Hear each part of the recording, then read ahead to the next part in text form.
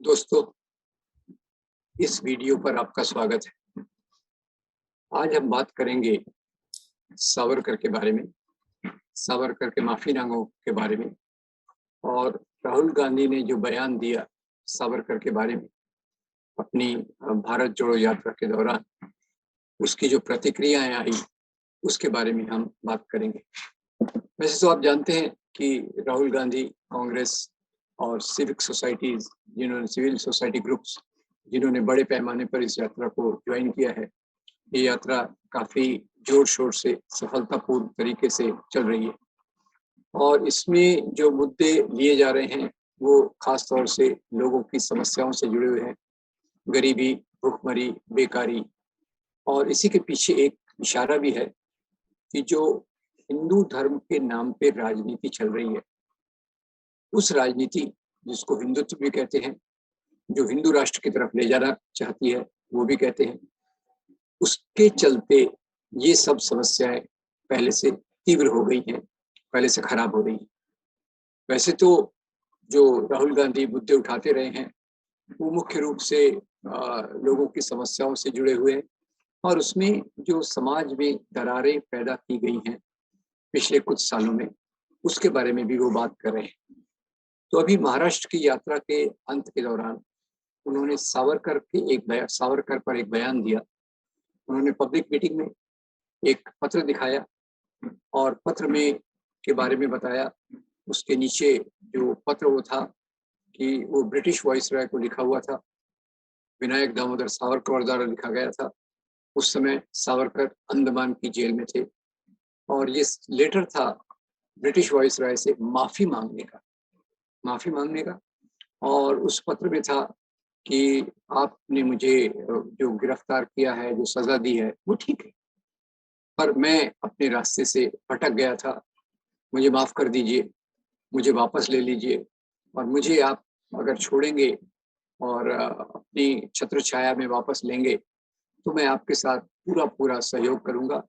और मैं ही नहीं, मेरे जैसे बहुत सारे लोग जो अपने रास्ते से भटक रहे थे वो आपके साथ आकर आपकी सहायता और समर्थन करेंगे।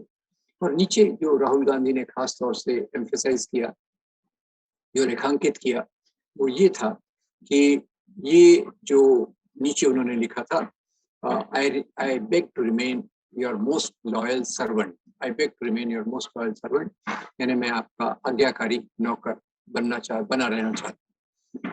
अब इसकी प्रतिक्रिया के रूप में जो यहाँ की पार्टीज हैं, बीजेपी और शिवसेना के दोनों गठ, वो बहुत उग्र तरीके से उन्होंने इसका विरोध किया, क्योंकि महाराष्ट्र में सावरकर की एक बहुत बड़ी प्रतिमा है।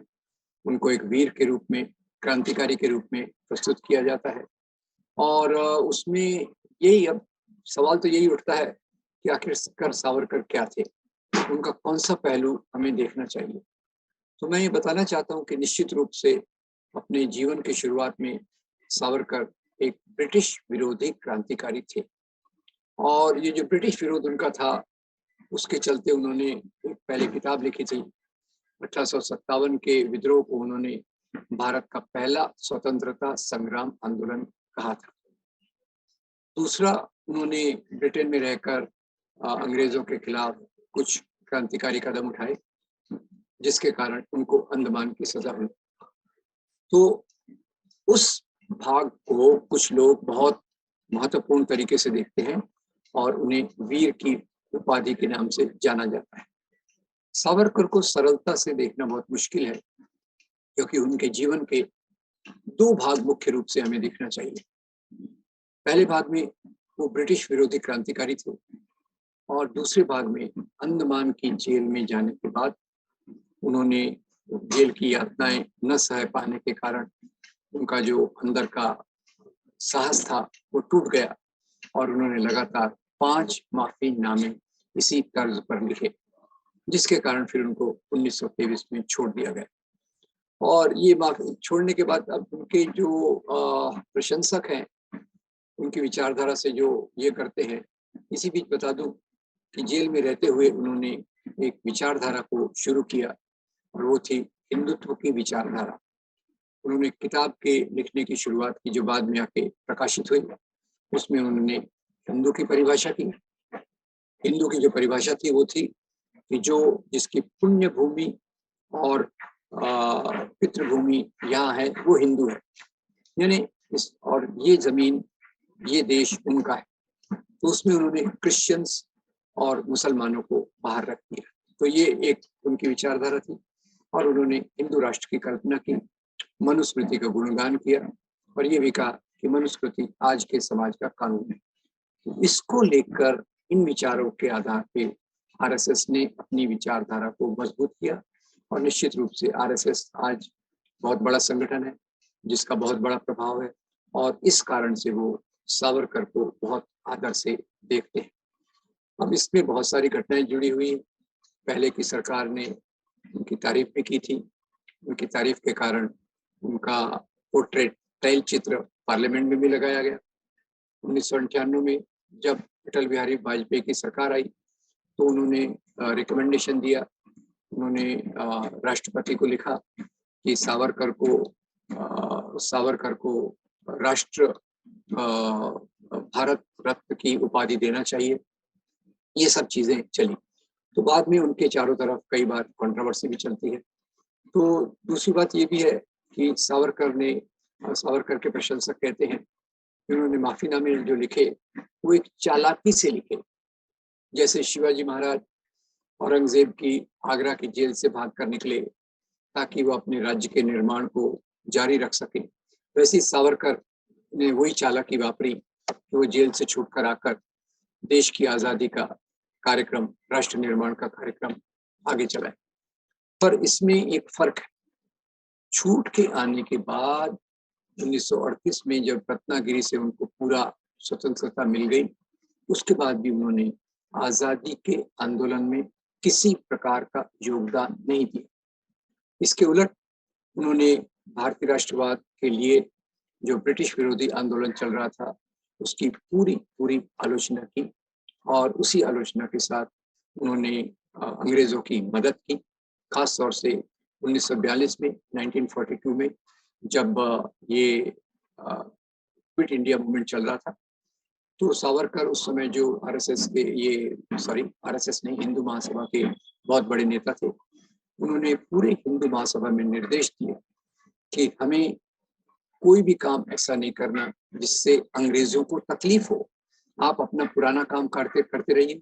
और इसी के साथ साथ उन्होंने अंग्रेजों को मदद की, उनकी फौज में लोगों को रिक्रूट कराया। अब ये बड़ी मजेदार बात है कि एक तरफ सुभाष चंद्र बोस एक सेना बनाते हैं, आजाद हिंद फौज, अंग्रेजों के खिलाफ लड़ते हैं और सावरकर अंग्रेजों की मदद के लिए उस सेना को मजबूत करते हैं।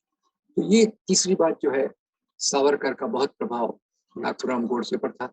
नाथूराम गोडसे जो उनके शिष्य थे, उनके एडमायरर थे और सावरकर की मदद से ही उन्होंने हिंदू राष्ट्र या अग्रणी नाम का अखबार निकाला था। और बाद में चलकर पहले कमीशन ने तो सावरकर को, जब गांधी हत्या हुई तो सावरकर पर भी मुकदमा चला और सावरकर को पहली बार छोड़ दिया गया कि उनके खिलाफ जो एविडेंस था उसका कोरोबोरेटिव एविडेंस नहीं मिल रहा था, इसलिए उनको रिहा कर दिया गया।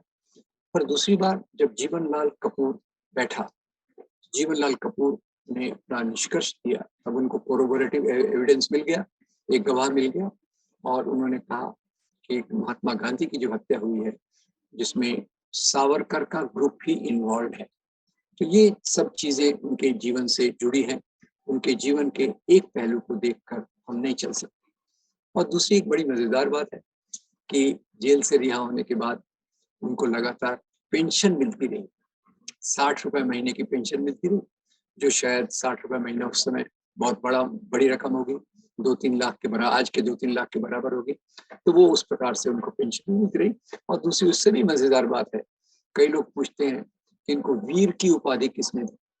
जैसे सुभाष चंद्र बोस ने महात्मा गांधी को राष्ट्रपिता कहा, रविन्द्रनाथ टैगोर ने महात्मा गांधी को महात्मा की उपाधि दी, तो ये सावरकर को वीर की उपाधि दी किसने दी? वीर की उपाधि खुद सावरकर ने खुद को दी। कैसे?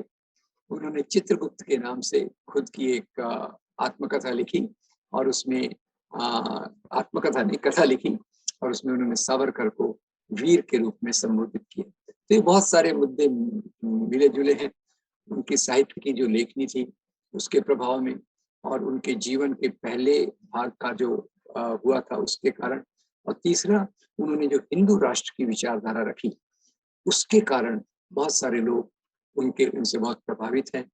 पर ये इस समय ये कहा जा रहा है कि राहुल गांधी को एक स्ट्रेटेजी के रूप में, टैक्टिक्स के रूप में सावरकर का नाम नहीं लेना था। पर मुझे लगता है कि अभी राहुल गांधी इस मूड में हैं कि वो अपनी विचारधारा को पूरी तौर से निष्पक्षता से, ईमानदारी से समाज के सामने रखना चाहते हैं। ये टैक्टिक्स और ये स्ट्रेटेजी तो चुनावी लेवल पे होती है, पर गहराई से हमें भारतीय राष्ट्रवाद, भारतीय संविधान के मूल्य और उन सब चीजों को सामने लेकर चलना है जो हमारे लिए एक अच्छे राष्ट्र का निर्माण का काम करे।